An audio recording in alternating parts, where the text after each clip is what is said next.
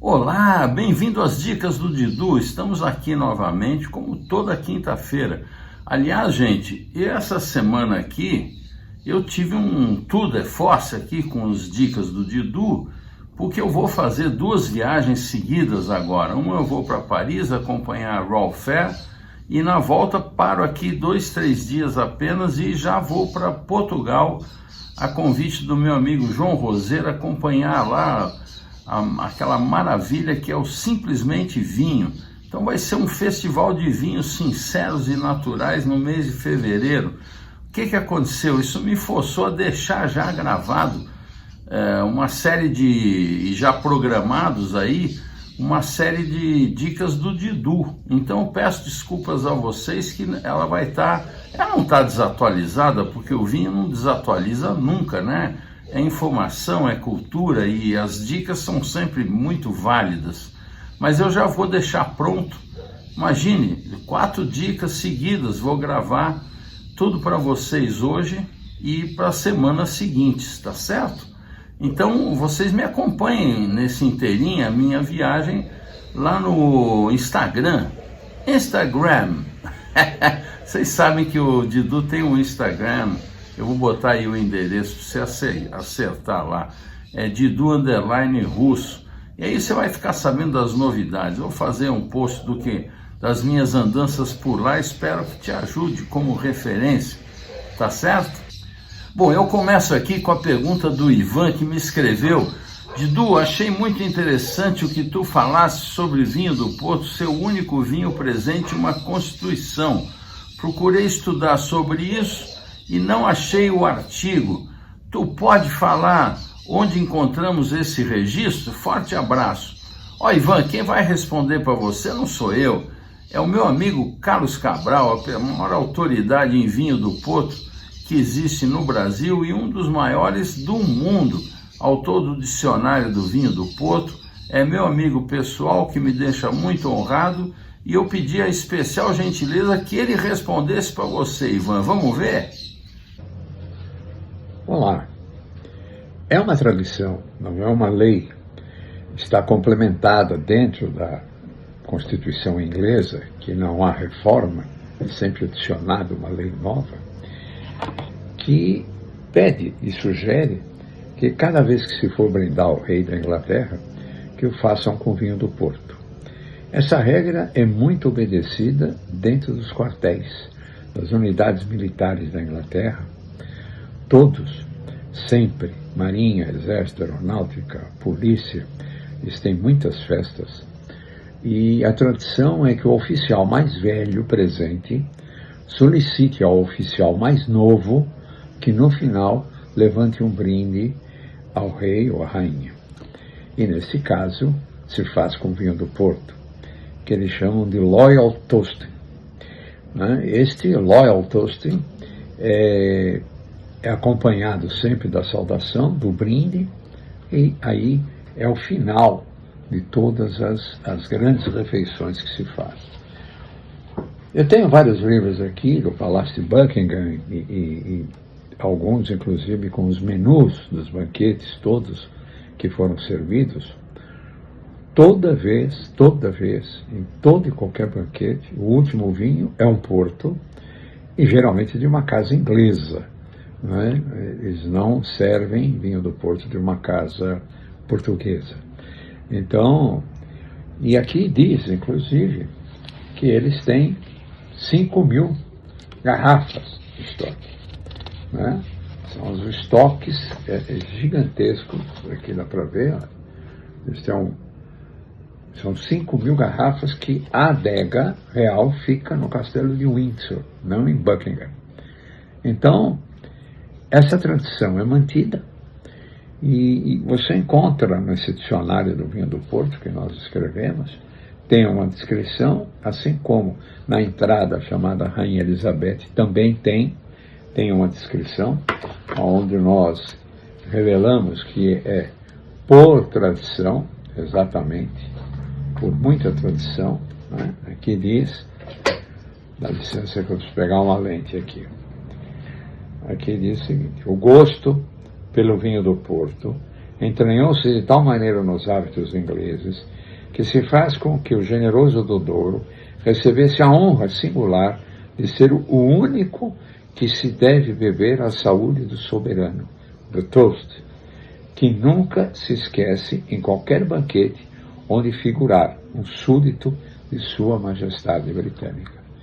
Então, é uma tradição, e essa tradição é seguida até hoje.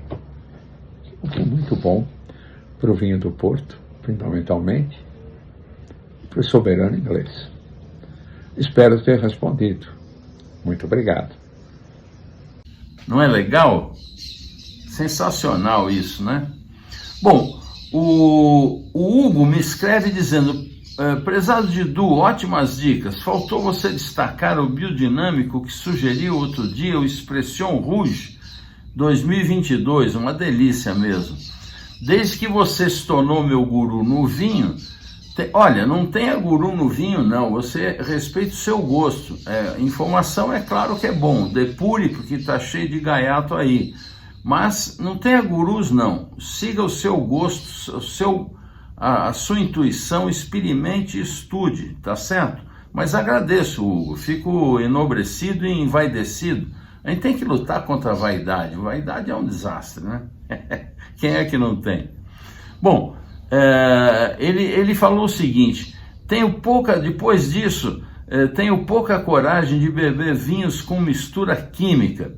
Fica a pergunta: sempre que for fermentação indígena ou espontânea, serão sempre biodinâmicos? Olha, Hugo, muito legal a sua pergunta em vários sentidos. Primeiro, que você não deve, eu queria deixar claro que você não deve ser preconceituoso com os vinhos que não são biodinâmicos. Eu prefiro os biodinâmicos, já cansei de falar isso por uma questão de preservação do planeta, por uma questão de inteligência. A melhor maneira de ser orgânico é ser biodinâmico. Não é fácil, muita gente diz que é e não é. Precisa muito conhecimento, muito estudo. Porém, isso não quer dizer que os outros vinhos sejam cheios de produtos químicos. O mundo está repleto de vinhos que são muito bons, muito bem feitos, de vinhedos convencionais com muito pouca intervenção química, muitos.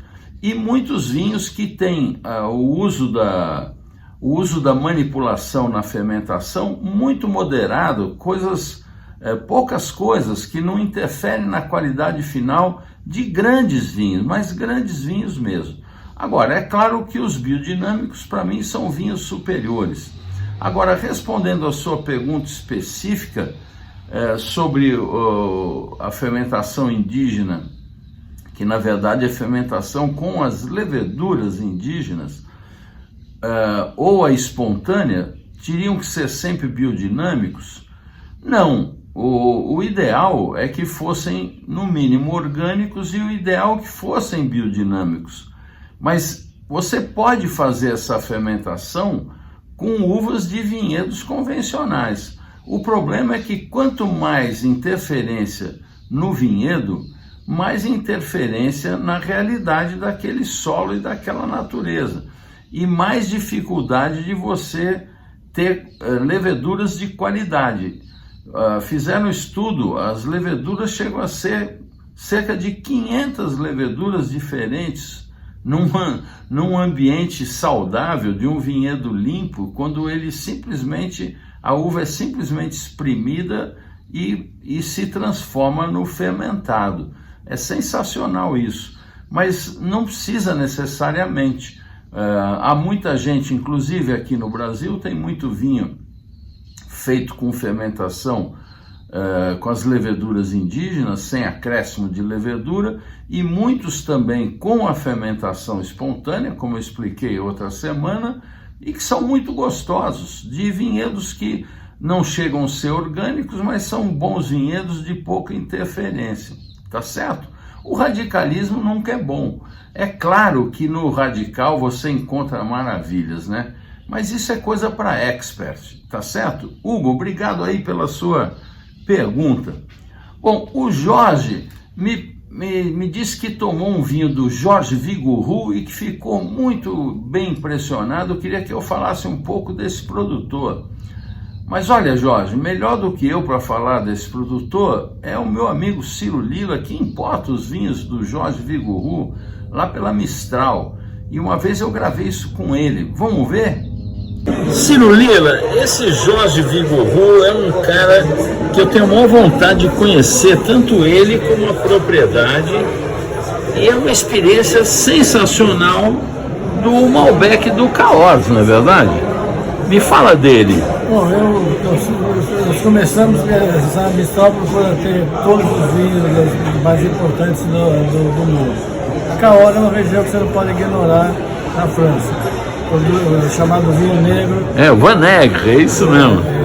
Então é um vinho que tinha que trazer. O nome que domina o Périgord, a região de Cahors, é o Jorge Vigouroux.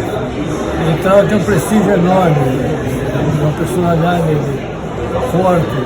Então eu procurei numa Vila Expo. Foi um dos poucos dias que eu peguei numa feira. Tá. Marquei com ele.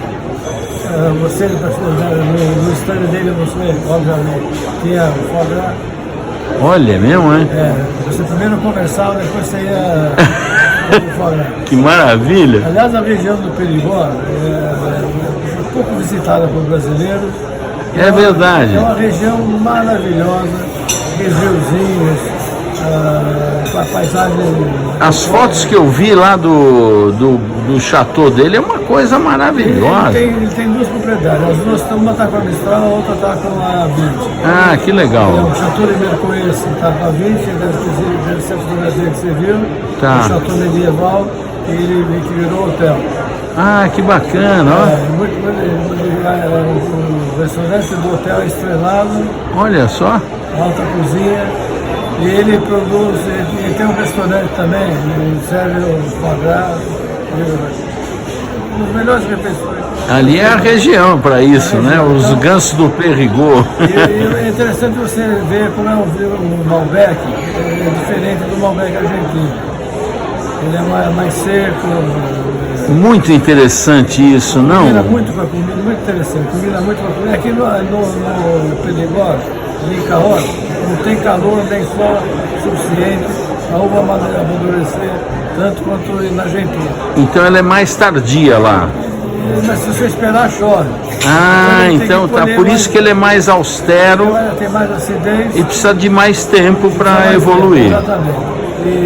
É uma experiência interessante uma pessoa provar os dois, pegar um Catena e um Vigouroux e perceber a mesma uva na origem e onde ela virou emblemática. Mas você, para fazer uma comparação justa, ou teria que esperar alguns anos no francês, É verdade. ou tem que ter comida, ele cresce com a comida, nem vinho italiano. É. Justamente essa acidez que atrapalha o aperitivo. É bom para a refeição. Pra refeição. Então eu recomendo a região, o vinho, a comida. E pratos estruturados, né? Prato estruturado. Então eu acho que é interessante quem já visitou a França, pouca gente vai no Périgord. Tem umas cidadezinhas, uma mais bonita que a outra. Você bebe o vinho, é muito bom. Tem além do vinho tinto, ele tem uma segunda marca, a Goulean. Goulean, que são mais acessíveis, né? Acessível. E tem o rosé também. Que é uma delícia o rosé. É uma delícia. Esse é um produtor que vale muito a pena visitar. E vale a pena uma pessoa conhecer Claro. o que é o Malbec. Isso, da origem. experimentar o Malbec na origem. É muito interessante essa experiência. Ele respeita muito o Malbec argentino. Ah, é? Ele acha que é interessante e são diferentes. Por isso você devia tomar os dois. É, porque é uma manifestação do clima típica. Um lugar ensolarado. Tem a uva mais madura, o vinho mais. E a uva virou patrimonial da Argentina e não não da origem. Mas ele fez uma tentativa de mudar um pouco o estilo. Mas ele se arrependeu. Ele quer produzir o Malbec. O tradicional mesmo, o autêntico. Eu apoio a decisão dele. Vale a pena visitar a região. Que bacana. Obrigado, Ciro. Maravilha. Não é demais, gente? O Ciro é um show, né? Sabe tudo, eu acho um espetáculo, e a diversidade do portfólio da Mistral, um negócio fenomenal. O Lucas me escreve agradecendo, dizendo que o vídeo estava sensacional, ele se referia a um vídeo anterior, um Dicas do Didu, e gostaria que você falasse um pouco da uva Barbera e indicasse alguns vinhos. Olha, belíssimo pedido, nós vamos fazer um show de Barbera hoje aqui, ô Lucas, porque é uma das uvas que eu tenho muito carinho, gosto demais. Então vai ser um show de Barbera. Eu adoro os vinhos de Barbera, especialmente os antigos, os tradicionais.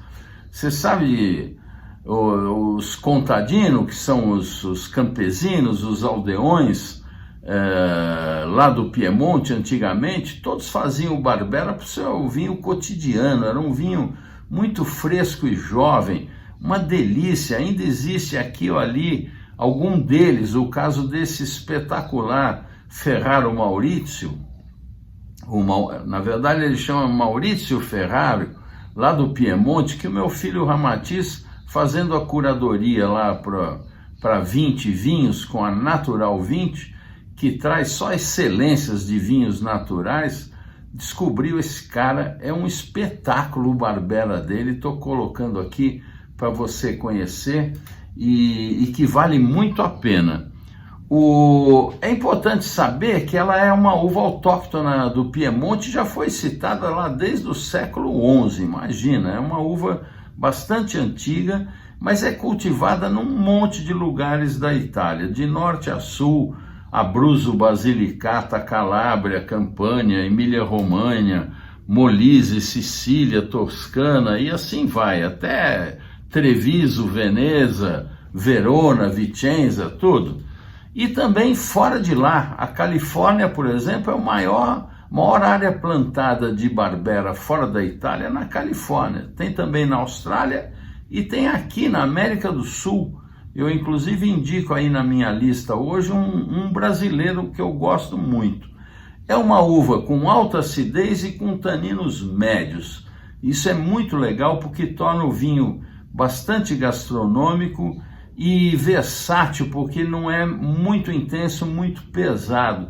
Fica especialmente bom com o espaguete ao sugo, aquele espaguete da nona do domingo, e os antipasti italianos com aquele pão crocante, aquelas berinjelas, os pimentões, um salame, é um espetáculo de vinho, eu gosto demais. Bom, o Barbera d'Alba, tem Barbera d'Alba e Barbera d'Asti ali no Piemonte, não é? O Barbera d'Alba DOC, ele tem que ter 85% de Barbera e pode ter 15% de Nebbiolo. Isso não quer dizer que ele pode ter, pela denominação, pelo que determina a denominação de origem. O Barbera d'Asti exige 90% da Barbera e admite 10% de Dolcetto, Freisa ou Grignolino, que é outra uva muito gostosa, pouco conhecida dos brasileiros. Os Nisa, DOCG, Nisa é uma subzona do Barbera d'Asti. Lá na DOCG, para ser DOCG Nisa, ele tem que garantidamente ser 100% Barbera. Bom, os Barbera d'Alba costumam ser um pouco mais complexos, com maior estrutura e com uma cor um pouco mais escura, enquanto que os Barbera d'Asti tendem a ser um pouco mais frutados, mais claros e brilhantes. Não que isso seja uma regra, né? É importante saber também que o uso das barricas, aliás, na Itália como um todo, o uso de barrica francesa foi uma revolução que afetou também os Barbera. Não é, na verdade, a minha preferência o uso da barrica francesa nesses vinhos, especialmente o Barbera. Mas o uso dela e maior extração dessa uva tornou ela muito famosa e muito importante. Na minha opinião, tirou o estilo da sua característica básica. Mas quem manda é o mercado, né? O que que faz a oferta é sempre a demanda. As pessoas não entendem por que existe a tendência, o modismo. Agora tá voltando. Houve o modismo da barrica, muito influenciado pela época do Robert Parker, e por ter a preferência de consumo, o produtor ele quer vender o vinho dele. Então, se o consumidor está buscando aquilo, raramente você encontra os caras tipo o Ferraro Maurício, que quer que se dane e faz o vinho do jeito que ele acha. Quem quiser compre, quem não quiser não compre. Via de regra não é assim, é a demanda que faz a oferta. Então, esse uso de barrica fez um sucesso danado. Existem algumas pessoas especializadas nisso. O Copo, que eu vou indicar aqui vários vinhos dele, que ele faz tanto sem barrica como com barrica, foi um dos pioneiros nisso, em ter mais extração da Barbera e estagiar em barricas de carvalho francês. Mesmo assim, eu selecionei várias coisas e vamos então no embalo do Lucas para fazer um show de Barbera aqui. Bom, já falei do Ferraro Maurício, que é um dos meus preferidos, né? Queria indicar também, lá na 20 tem três vinhos que você precisa... Aliás, se você quer a minha dica, respire fundo e compre esses 4 vinhos na Natural 20. O Ferraro Maurício, que você vai ver o vinho tradicional Barbera do Contadino, e depois você vai experimentar também os da Elena Pantaleone.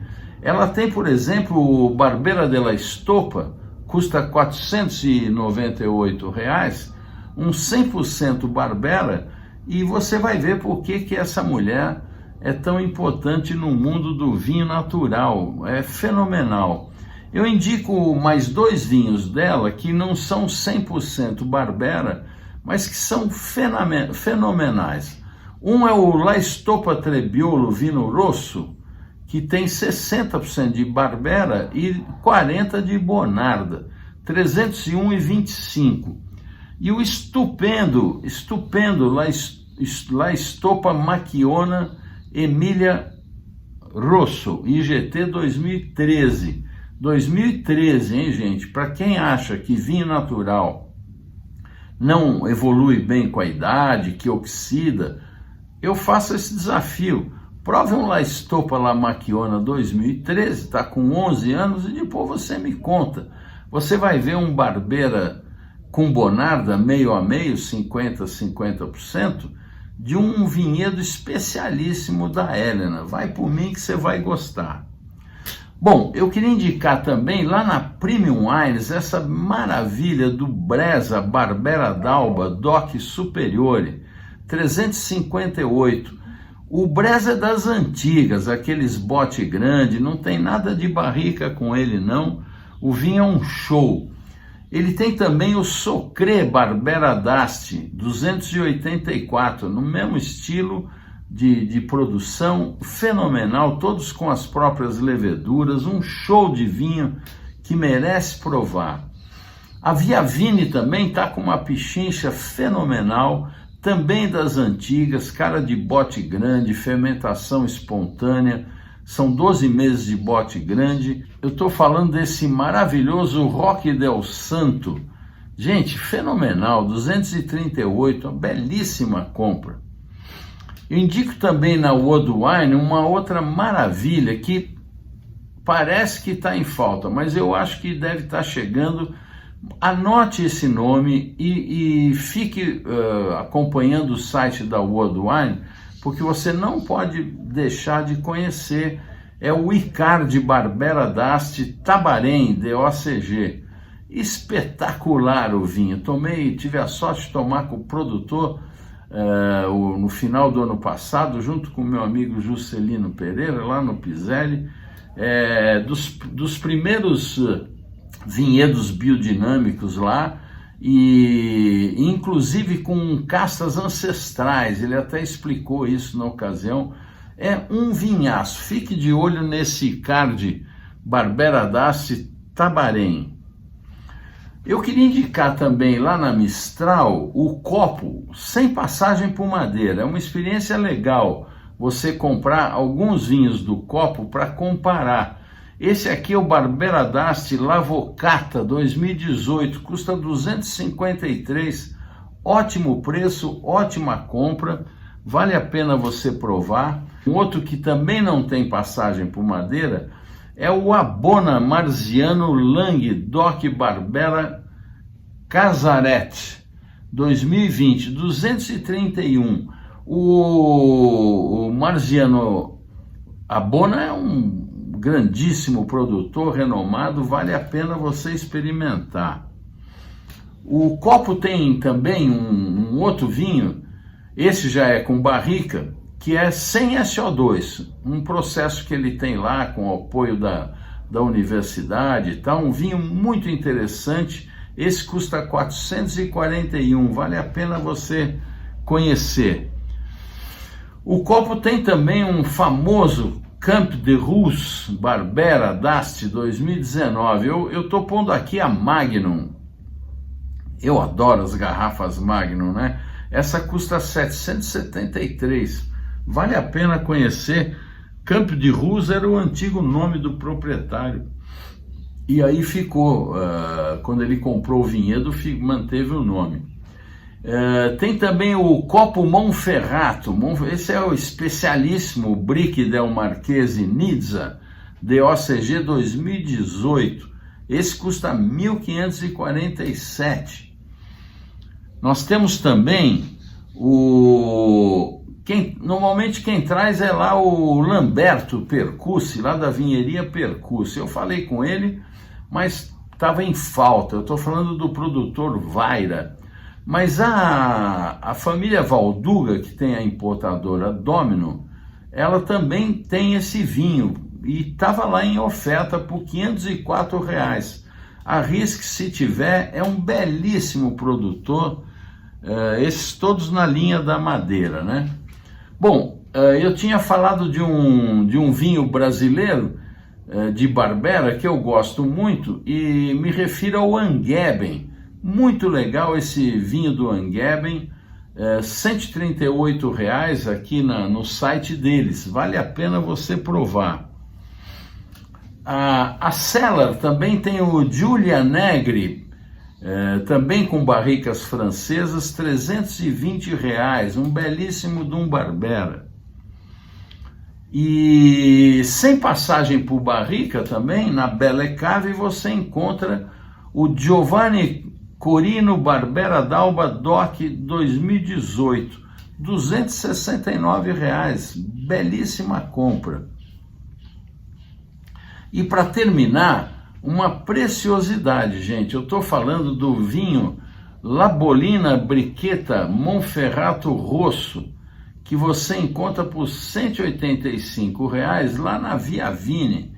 Que tal, não é uma boa dica essa? Hein? Um espumantezinho tinto, eu adoro os espumantes tintos, especialmente com os frios. Agora, esse Barbera, então, juntar a fome com a vontade de comer. Bom, gente, o que eu tinha para vocês hoje era isso. Espero que tenham gostado. E a semana que vem vai ter mais vídeo que eu vou gravar logo agora em seguida. Saúde!